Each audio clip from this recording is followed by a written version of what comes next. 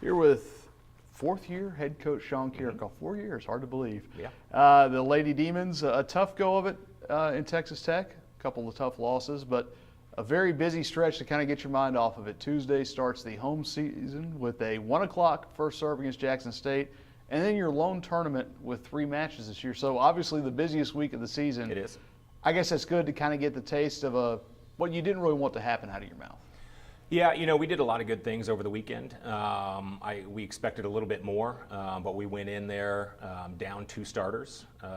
And so even though we were frustrated with some of the results, we thought we did a lot of good things. And having, a freshman setter go in there and get the first start of her career and to do what she did, I thought was fantastic.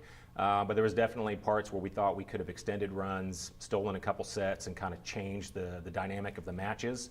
And they just didn't work out that way. But looking in to this week, Jackson State's going to be good. We played them last year, and it was a tough match. We won in 3, but it was a tough match, and we had to earn it. So it should be a fun one tomorrow.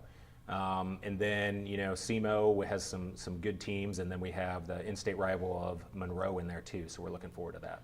When you look at Tuesday, aside from just playing a pretty solid team in Jackson State, you mentioned kind of growing your team. Your team's got to grow into itself a little bit, but this is a chance, I think you guys look at this as maybe for a chance to grow volleyball here in Natchitoches. Yeah, it's been a great thing that we've been able to do for the second year now to have the elementary school on campus come in and watch the game. And it's fun. The kids have a great time with it. We enjoy it as well. And then just to get them in front of the sport is great. And, the city of Natchitoches has done a great job of starting, a youth league for volleyball to really it's going to help grow our fan base because the kids are enjoying that. So it's been fun to be, on the leading end of this sport in the city.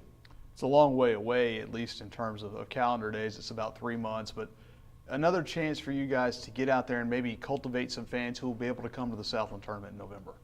Yeah, we're expecting a lot. I hear, everybody say that, it was a great turnout and a great crowd for the entirety of the conference tournament back in 2014. Our crowds, really grew last year, and they continued to grow towards the end of the season.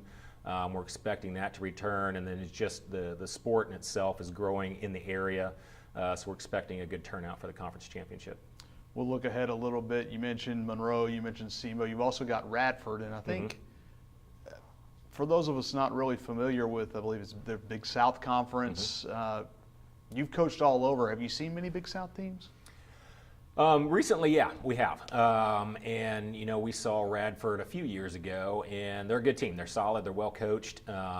They've lost some key players from last year, but they've got some really good talent that's ready to step right in. They won their matches this previous weekend, but they had to work for it. So they're still kind of figuring themselves out right now, but they're always going to be good. And they're going to be a tough matchup. And then, get somebody at home like SEMO.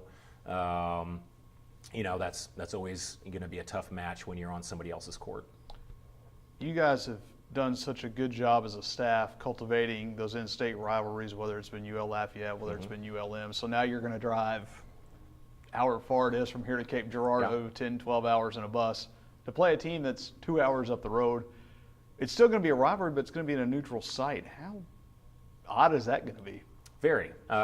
We wanted them to be here this year, but it didn't work out that way. Hopefully we get that going in the next few years, but we're looking forward to playing them nonetheless.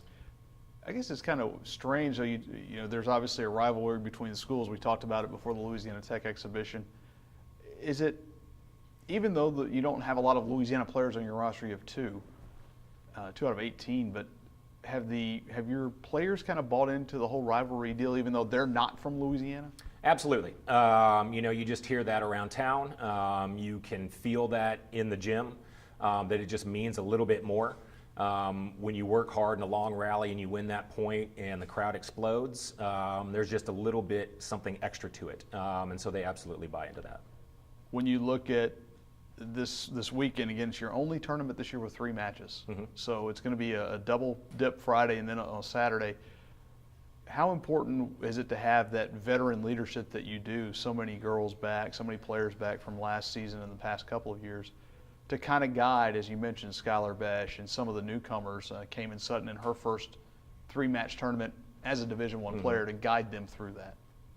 It helps, but I think that even more so that the seniors know that every match matters. You can't just always look on to the next one and expect, well, we'll be better the next time. They go into each match with a focus, and I think that that's something that they can, help the younger players learn. All right. Thanks, Coach. Thank you.